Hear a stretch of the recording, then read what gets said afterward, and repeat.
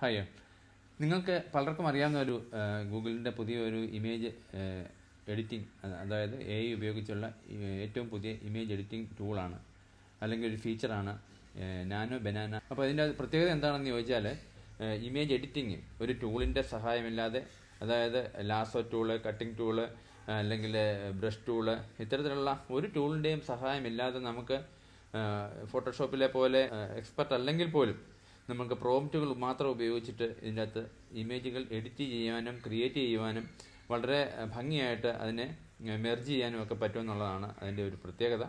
ഇത് ശരിക്കും എക്സ്പെർട്ടായിട്ടുള്ള അല്ലെങ്കിൽ ഫോട്ടോഗ്രാഫർമാർക്ക് ഒരു ചെറിയ ഭീഷണിയാണോ എന്ന് ചോദിച്ചാൽ ആണ്. കാരണം ഫോട്ടോഷോപ്പിന് ഏറെക്കുറെ പകരം വെക്കാവുന്ന, ഫോട്ടോഷോപ്പിനെക്കാട്ടിലും കുറഞ്ഞ സമയത്തിൽ ഏറ്റവും ഭംഗിയായിട്ട് എഡിറ്റ് ചെയ്ത് കിട്ടുമെന്നുള്ളതാണ് ഇതിൻ്റെ മറ്റൊരു പ്രത്യേകത. അപ്പം ഏതായാലും നമ്മൾ ഇത്തരം കാര്യങ്ങൾ പഠിച്ചിരുന്നേ പറ്റത്തുള്ളൂ. അപ്പോൾ AI ഈ പുതിയൊരു ട്രെൻഡ്, പുതിയൊരു കാര്യം എങ്ങനെയാണ് അത് ചെയ്യുന്നതെന്ന് നമുക്കിവിടെ നോക്കാം. ഗൂഗിളിൻ്റെ പുതിയ നാനോ ജനറേഷൻ എഡിറ്റിംഗ് മോഡലിൽ നമുക്ക് വേണ്ട ഇമേജ് ആദ്യം നമ്മൾ ടൂൾസിൽ പോയിട്ട് ക്രിയേറ്റ് ഇമേജസ് എന്നുള്ള ഓപ്ഷനിൽ ക്ലിക്ക് ചെയ്യുക. അതിനുശേഷം നമുക്ക് വേണ്ട ഫോട്ടോകൾ, എത്ര ഫോട്ടോ ഉണ്ട് അത്രയും ഫോട്ടോകൾ നമ്മൾ അപ്ലോഡ് ചെയ്ത് കൊടുക്കാം.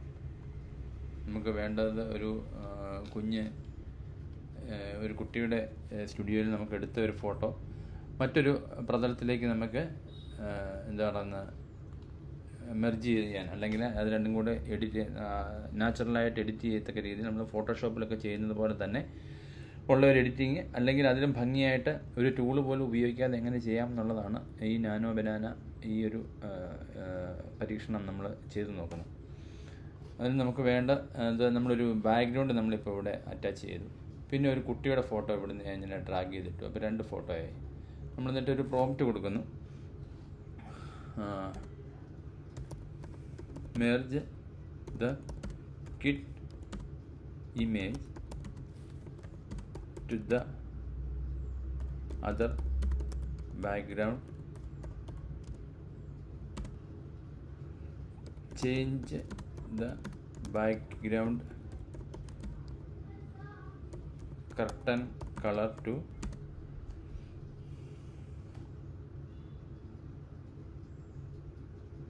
grayish blue.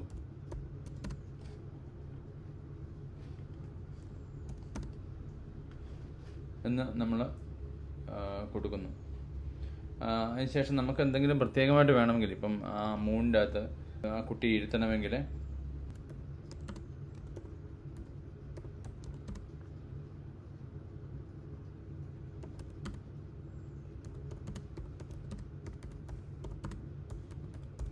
എന്ന് ഞാൻ സിമ്പിളായിട്ട് എനിക്ക് തോന്നിയ ഒരു പ്രോംപ്റ്റ് ഞാൻ എഴുതി കൊടുക്കുകയാണേ. ഇതൊന്ന് നോക്കാനില്ല.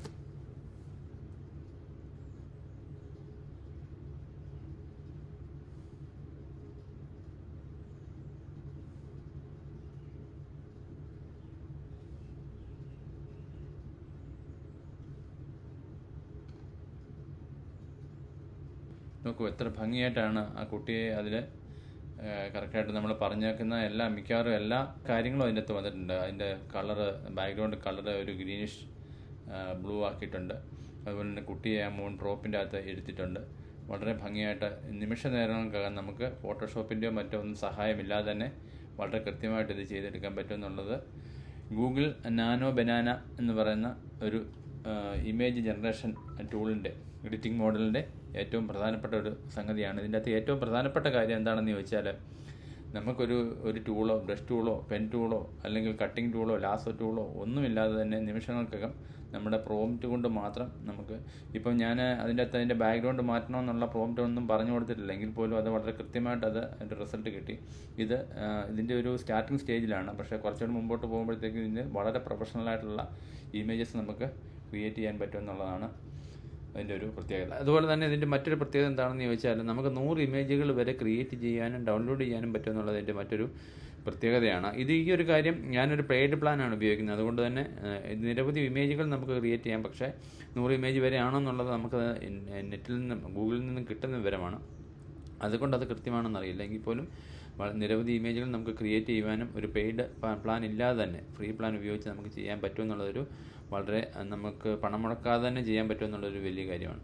അപ്പം ഇത്തരം വീഡിയോകൾ, അതായത് എഐയുമായിട്ടും ഫോട്ടോഷോപ്പുമായിട്ടും ഒക്കെ ബന്ധപ്പെട്ട പുതിയ വീഡിയോകളുമായി നമുക്ക് വീണ്ടും കാണാം. Thank you.